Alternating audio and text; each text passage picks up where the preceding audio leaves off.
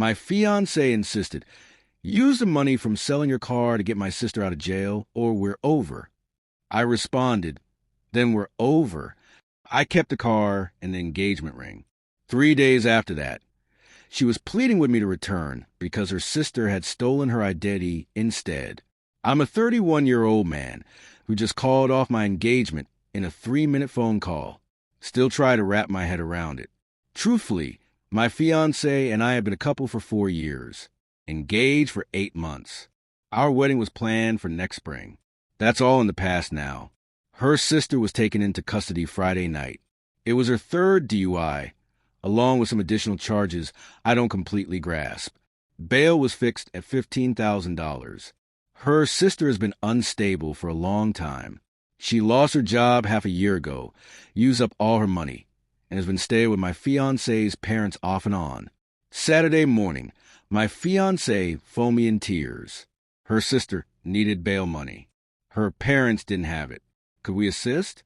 I told her we could contribute perhaps $1,000, but $15,000 was far more than we could manage. We're putting money aside for the wedding and for a future home. That's when the conversation turned strange. You could sell your car, she suggested. My car is a 2019 Dodge Challenger I purchased 2 years ago. I spent 3 years saving for it. It's not a fancy car, but it belongs to me. It's fully paid for and is valued around $28,000 right now. You want me to sell my car to get your sister out? It's only a car. Family matters more. It's how I commute. And I owned this car before I knew you. So you're saying your car is more important than my sister's freedom? The guilt tripping was immediate, but I stayed composed.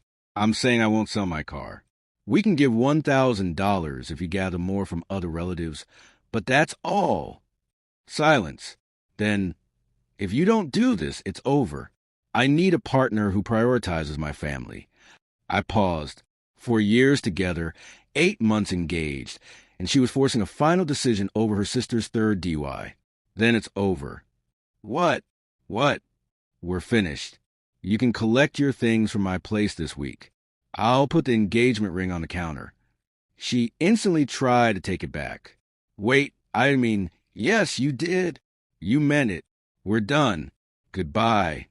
I ended the call, blocked her number, and sat for about 10 minutes just thinking. Then I took the engagement ring. It cost me $4,200. Took months to save for and placed in my safe. No chance I was leaving it out. Her sister can stay in jail. I'm keeping my car and my self-respect. Update 1. 5 days later. Well, things became more intense than I anticipated. After blocking my ex-fiancée, she came to my apartment Sunday morning with her mother. I didn't allow them inside.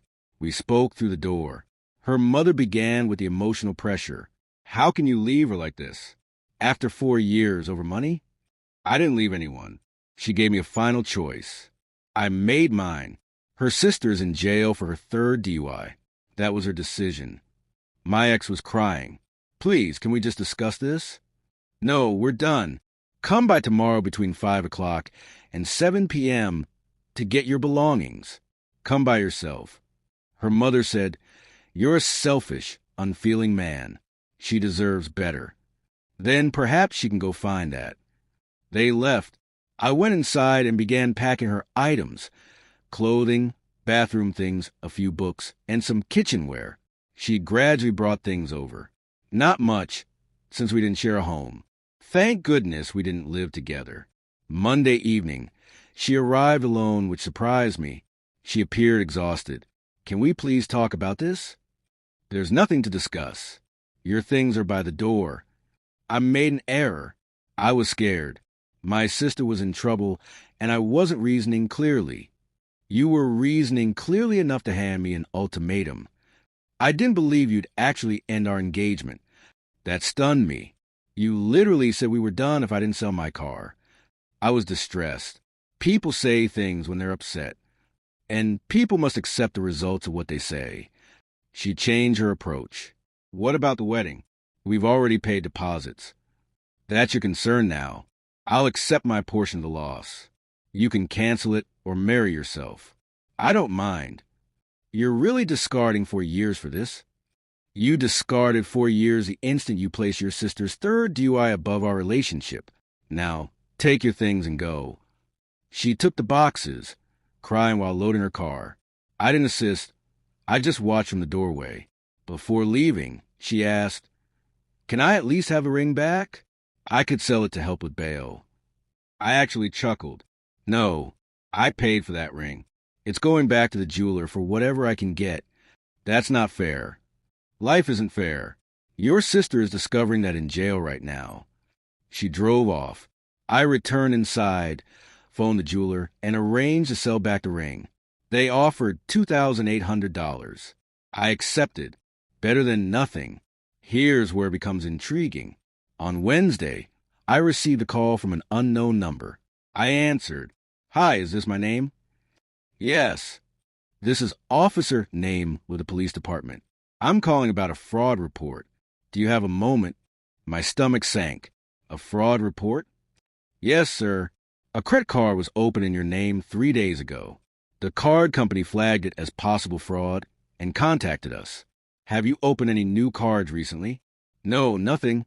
"That's what we suspected. We're treating this as identity theft. I'll need you to come to the station to complete a report and review the application." I went that afternoon. They showed me the credit card application. Someone had used my name, birth date, and social security number to open a $5,000 credit card and immediately spend the full amount on prepaid Visa cards. The address on the application was my ex-fiancée's parents' house. "Do you know anyone at this address?" the officer inquired. I showed him a picture of my ex and her sister. My ex-fiancée stays there sometimes. Her sister was recently arrested for DUI. He took notes. "We'll investigate. Meanwhile, file a report with the credit agencies and freeze your credit." I did all of that. I also checked my credit report. Someone had attempted to open 2 other cards in my name. Both were declined because the credit freeze was activated just in time. Thursday morning, I got a call from my ex. I temporarily unblocked her to arrange the pickup of her things and forgot to reblock. "We need to talk." "About what?" "Just please, can I come over?" Against my judgment, I agreed. "Fine. You have 10 minutes." She arrived 20 minutes later, looking terrible, eyes swollen, hair disheveled. "Someone opened a credit card in my name," she said. "Yes, me too." Her eyes widened. "What?" "Someone opened cards in my name. The police are investigating." "Why?" I got a call from a credit card company. Someone opened a card in my name and bought about $8,000 worth of items. I didn't do it. We looked at each other. "Your sister," I stated. "It can't be. She's in jail." "She was released. Check with your parents." She called her mother right then, putting it on speaker. "Mom, is my sister still in jail?" "No, sweetie. She got out Tuesday. We managed to gather bail money from relatives and a bail bondsman." "How much did you pay?" $2,500. "Why?" My ex ended the call and looked at me. "She stole our identities." "Your sister stole our identities. Not my issue anymore. But no, we're not together. This is your family matter. Handle it yourself. She stole from you, too. And I've already filed a police report. You should do the same now. Leave." She left. I locked the door and returned to managing the identity theft on my end. Update 2. 2 weeks later. The aftermath has been completely chaotic. First, my situation. The police looked into the identity theft. It turned out my ex's sister had obtained my personal information from my ex's phone. My ex had my SSN stored in her notes app from some insurance forms we completed months before. After her release from jail, the sister immediately went to a check-cashing place with fake IDs, also made with stolen information, and went on a spending spree.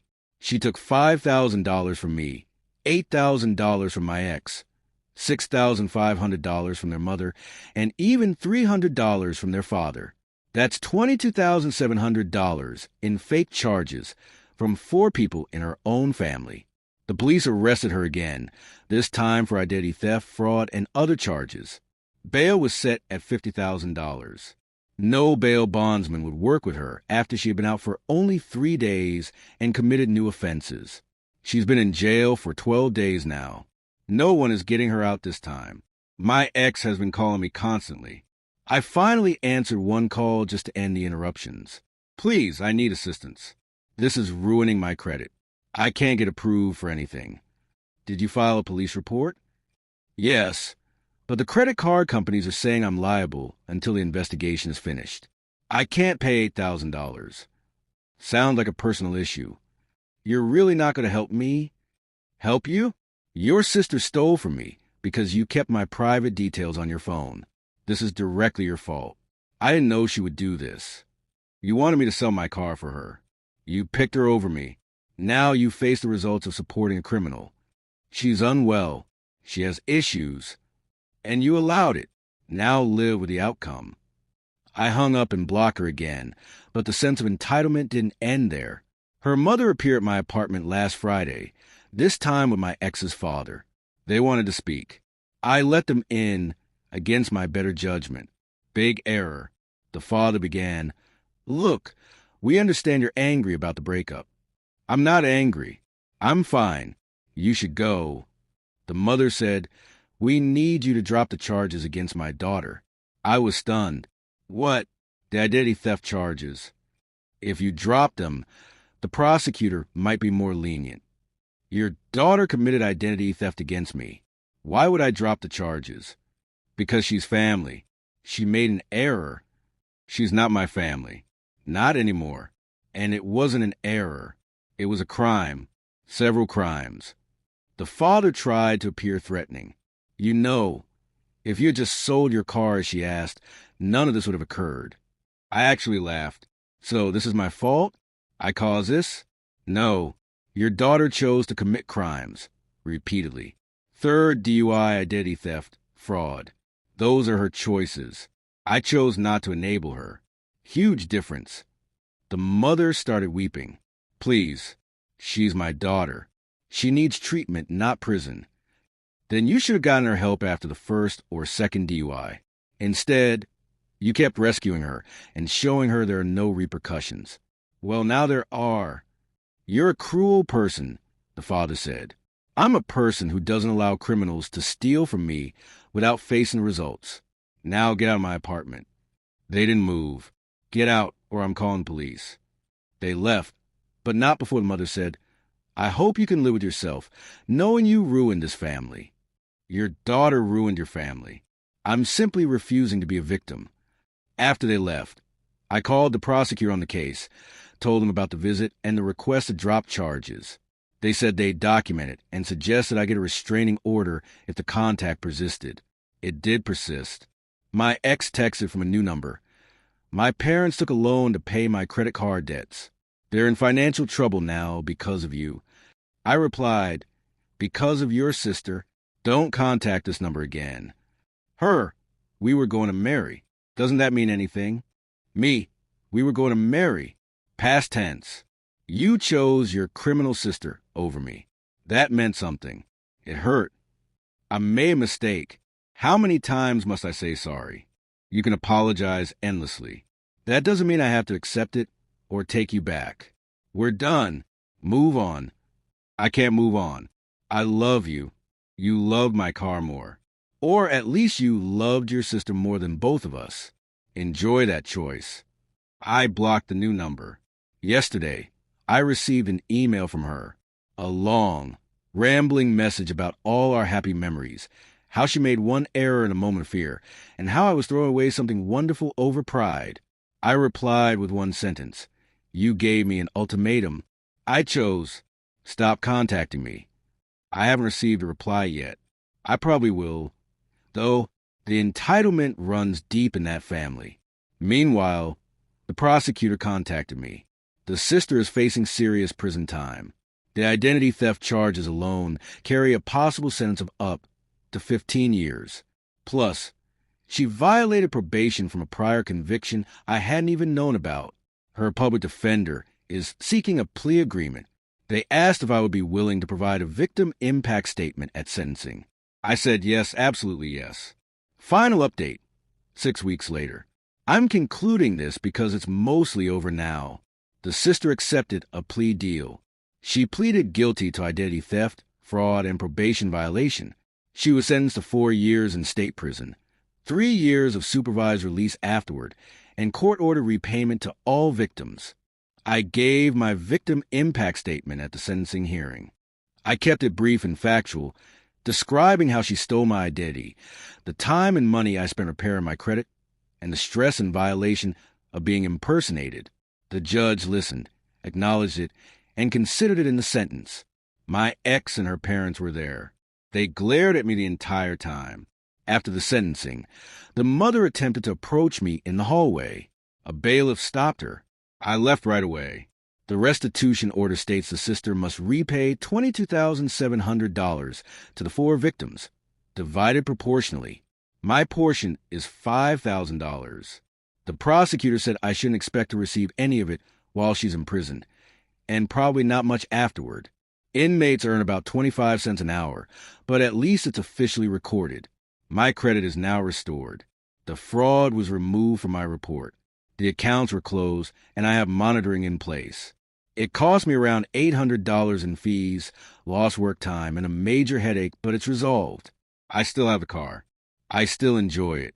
I drove it to the sentencing hearing. In fact, I parked it where my ex could see it. Petty? Perhaps. Satisfying? Completely. The money from the ring, $2,800, went into my savings. I added it to my house fund. I'm back to saving for a down payment. Just on my own now. My ex tried one last time to reach out 3 weeks ago. She mailed a handwritten letter to my apartment. 5 pages explaining she's in therapy, has realized she has codependency issues with her family, understands now why I made my choice, and wants another opportunity. I read the first page, shredded the rest, and sent her a text from a Google Voice number. I read your letter. I'm glad you're getting help, but we are not reconciling. Ever. Stop contacting me. This is your final warning before I seek a restraining order. She replied, I understand. I'm sorry for everything. I hope you find happiness. Finally, acceptance. I haven't heard from her since. I haven't heard from her parents either. I think they finally understood. As for me, I'm doing well. Better than well, actually. This entire experience showed me I have a stronger spine than I knew. I made a decision in a moment and held to it. Even when people try to guilt me, manipulate me, and blame me for others' crimes. Some believe I'm cold for not selling my car, that I could have stopped all this if I had just helped. Those people are foolish. If I had sold my car, the sister would have been released, likely committed more crimes, and I'd be without a car and with nothing to show for it. The identity theft might still have happened. Who knows? Addicts and criminals don't stop because you enable them one more time. I would have established a pattern that my ex could use her family to pressure me into anything. The marriage would have been a catastrophe. I would have spent years as a family bank, selling my possessions to repeatedly rescue her sister. Instead, I set a boundary. The sister faced repercussions. My ex learned that ultimatums have consequences. Her parents learned that enabling has consequences. And I learned that I'm better off alone than with someone who would choose their criminal sibling over their partner. I've begun seeing people again. Nothing serious yet. Taking it slowly, but I'm hopeful. Interestingly, a co-worker arranged a blind date for me last weekend. A nice woman who works in accounting. We had coffee. She asked about my car. We met in the parking lot. I told her I've had it for 2 years, love it, and worked hard to buy it. She said, that's great. I really believe in people having their own things. Independence is appealing. We have a second date scheduled for next week. So, yes, I kept the car. I kept my self-respect. I lost a fiancée who wasn't worth keeping. The sister is in prison. My ex is dealing with the results of her decisions. Her parents are paying off loans they took to enable their daughter. And me? I'm good. My credit is clear. My car runs perfectly, and I'm moving ahead. Sometimes the trash takes itself out.